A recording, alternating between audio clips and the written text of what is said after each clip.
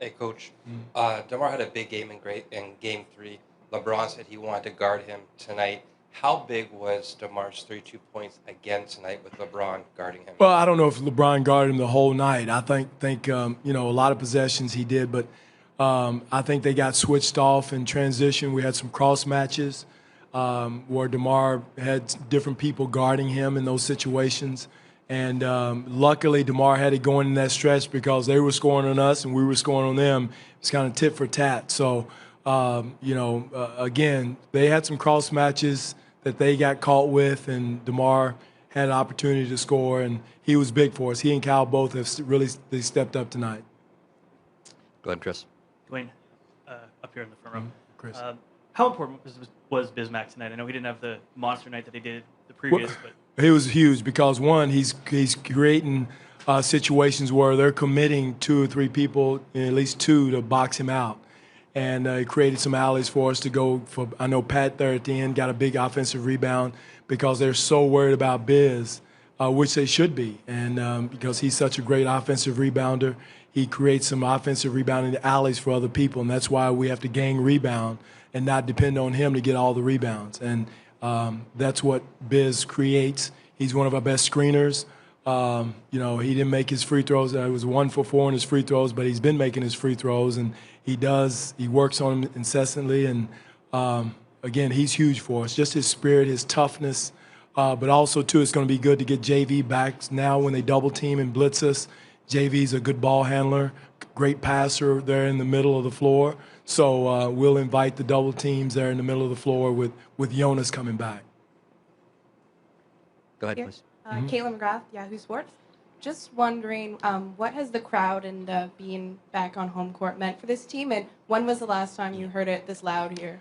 Well, again, it has been great. They just push us through, so many situations just to get that adrenaline going.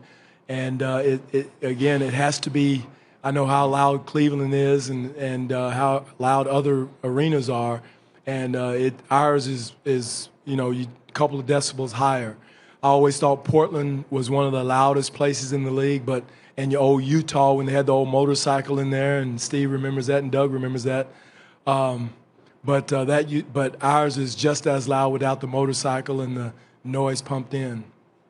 Ian. Dwane, Ian Harrison, Associated Press. Now, as you have to leave the comforts at home behind, go to Cleveland, where regular season and the first 2 games of this series, you've had 3 double-digit losses. What has to change? What has to be different for this success to continue in the next game? Well, we got to meet the same intensity level, the same focus that we've had. We can't have as many droughts. We got to play through some of the droughts that we had, and even though there were double-digit losses, I thought there were portions of the game where the game changed, and we let it slip away, small, like 3 or 4 minute segments.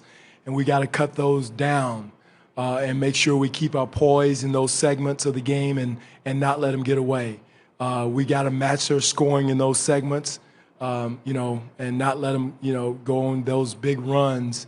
But again, timeout, but we still got to score. And that's where we struggle in those segments of the game. And that's going to be our goal, to go in with that and going with the confidence that, hey, we've won 2 games and, with that behind us. Scott, go ahead. Dwane, was it just a matter of execution on home court that made the difference, or did you figure something out after games 1 and 2? Well, we figured out a little bit, Scott. I think just understanding where we could get shots, how we could get stops. I thought we protected the paint better. We figured out ways to try to protect the paint. This team's a great scoring team. And so I think, you got to have a balance of what you want to take away, and you got to pick your poison. We had a better balance, Scott, more than just taking one thing away or 2 things away. I think we got a balance of what we were going to work with. And I thought that was huge on the defensive end. Offensively, we had a good balance between attacking the paint and also we're making shots. It's a make or miss league, and I think our home rims are good to us. Now we got to find those on the road. 2 questions left. Steve? Mike, go ahead, sorry. Dwane, just 2 things real quick.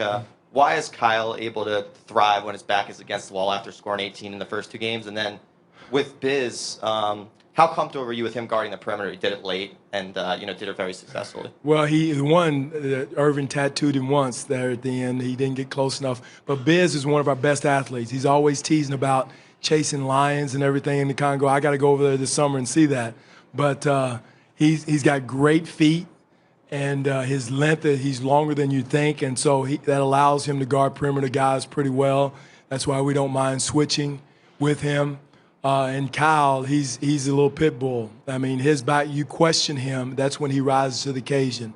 And I've seen it so many times, and throughout the playoffs, everybody second-guessed him, and he's always bounced back. And that's what makes him, he's done that his whole life, through college, through high school, through, first few years of the NBA. And that's what has made him the all-star he is.